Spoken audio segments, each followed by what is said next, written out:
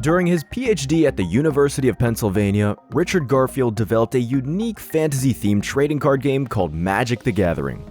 Little did he know, this game, initially costing less than $100,000 to produce in 1993, would go on to earn him a staggering $125 million.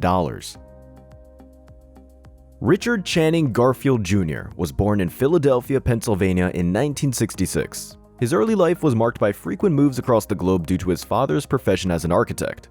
This nomadic childhood ended when his family finally settled in Oregon when he was 12. Notably, Garfield comes from a historically significant genealogy. Not only is he the great-great-grandson of James A. Garfield, 20th President of the United States, but he's also the grandnephew of Samuel Fay, the man who invented the paperclip. Of course, Richard would become an accomplished inventor in his own right with his development of the collectible card game. Garfield's academic journey led him to the University of Pennsylvania, where he studied mathematics, a field that aligned with his inherent interests in puzzles and board games. This passion for games wasn't just a pastime, but a precursor to his future career in game development. While at Penn, he invented Robo Rally, a board game that would set the stage for his later success with Wizards of the Coast, although initially he struggled to find a publisher. His big breakthrough came with the creation of Magic the Gathering. The concept for this game evolved from Garfield's interest in combining the collectability of baseball cards with strategic gameplay.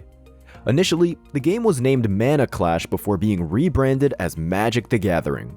So, what is Magic the Gathering? MTG is more than a typical card game. It's a strategic battle where players use cards representing various creatures and spells to outwit and outplay their opponents. The more cards you have, the more options you have for deck building, and the stronger your potential to win. This creates an ever-growing demand for more decks. The brilliance of Garfield's creation lies in this self-sustaining financial model. Players are consistently incentivized to purchase new card sets. With booster packs typically priced between $3 and $10, and random cards in each pack, there's a continuous revenue stream. Meanwhile, the print costs are minimal. The business journey. After the successful launch of Magic, Garfield's company merged with Wizards of the Coast, resulting in Garfield receiving a 25% stock share and a steadily increasing annual salary. In 2000, toy giant Hasbro acquired Wizards of the Coast for $450 million, netting Garfield over $100 million and solidifying his financial success. Despite the acquisition, Garfield remained actively involved in Magic and Wizards of the Coast, drawing a $75,000 salary as a consultant for the game and continuing to innovate in the gaming industry. What is Garfield doing now?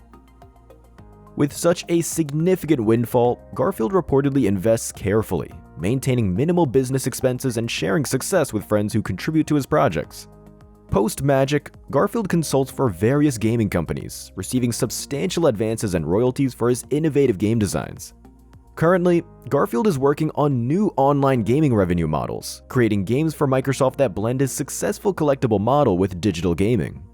Despite his immense wealth, Garfield leads a modest lifestyle, focusing on his passion for game development rather than extravagant spending. His day-to-day life revolves around games, whether testing new card decks or brainstorming innovative gaming strategies, showcasing his dedication and love for his craft. Wrapping up. From a PhD student to a millionaire game designer, Richard Garfield's journey is nothing short of magical. His creation, Magic the Gathering, has revolutionized the gaming world and secured his position as an industry visionary.